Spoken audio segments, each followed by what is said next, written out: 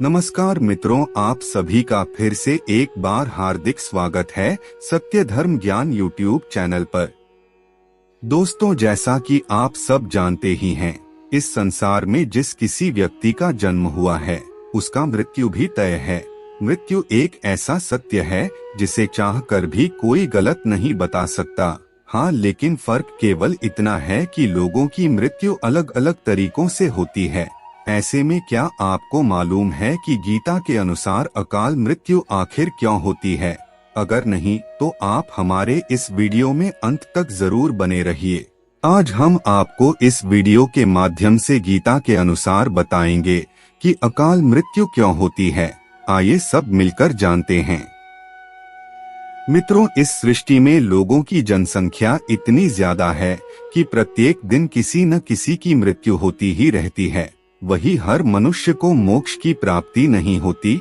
उनमें से कुछ ऐसी भी आत्माएं होती हैं जो सदियों तक इस धरती पर ही भटकती रहती हैं। इन सब के पीछे का कारण है उनकी अकाल मृत्यु। आपने अक्सर देखा होगा कि लोग दुर्घटना या फिर आत्महत्या का शिकार हो जाते हैं, जिसके चलते उनकी मृत्यु हो जाती है। और इस तरह की मृत्यु को हमारे हिंदू धर्म शास्त्र में अकाल मृत्यु कहा गया है। अकाल मृत्यु वह स्थिति होती है जब मनुष्य का शरीर तो नष्ट हो जाता है, लेकिन आत्मा इस संसार में ही रह जाती है।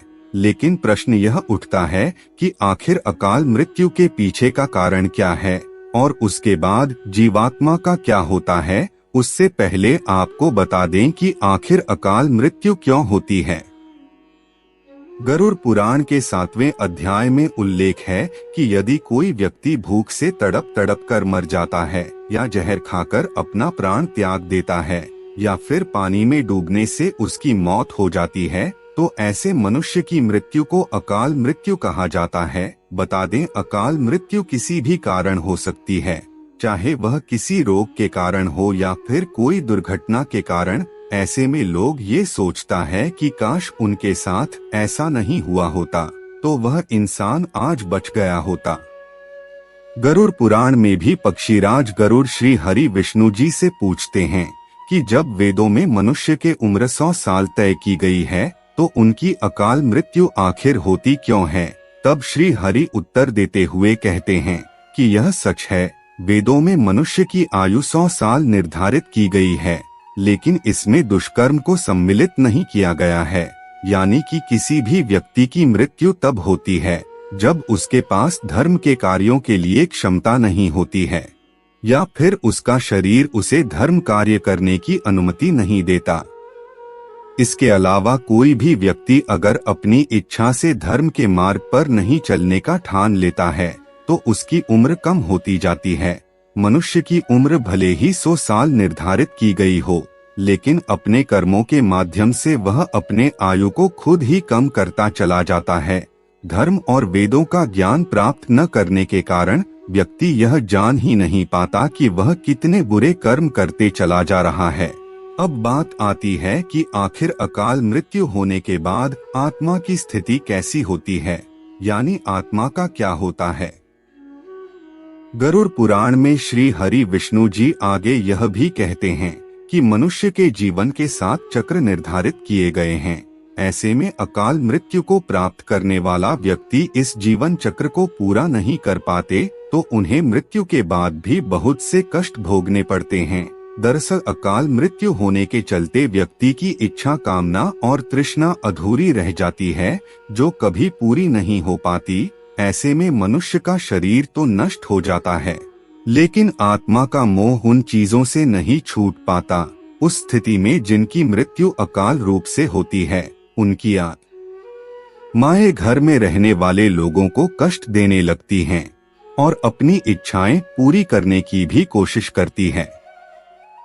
मित्रों, बता दें, गरुड़ पुराण में उल्लेख है कि प्राकृतिक रूप से किसी की मृत्यु हो जाती है, अर्थात भूकंप आने पर या फिर बिजली गिरने पर किसी की मृत्यु होती है, तो ऐसे लोगों को 3, 10, 13 या फिर 40 दिन में दूसरा शरीर प्राप्त हो जाता है। लेकिन अकाल मृत्यु के बाद उनकी आत्मा को शांति नहीं मिलती है और भूत प्रेत, पिशाच, कुष्मांडा, बेताल, ब्रह्मराक्षस और छत्रपाल योनि में भटकती रहती है। इसके साथ साथ पुराणों में आत्महत्या को सबसे निंदनीय और घृणित हत्या बताया गया है। इसके विषय में भगवान विष्णु ने आत्महत्या को ईश्वर के अपमान करने के समान अपराध बताया है। ऐसी जीव आत्मा को ना तो स्वर्ग की प्राप्ति होती है और ना ही नरक की। जीवात्मा के इस अवस्था को अक्ति कहा जाता है।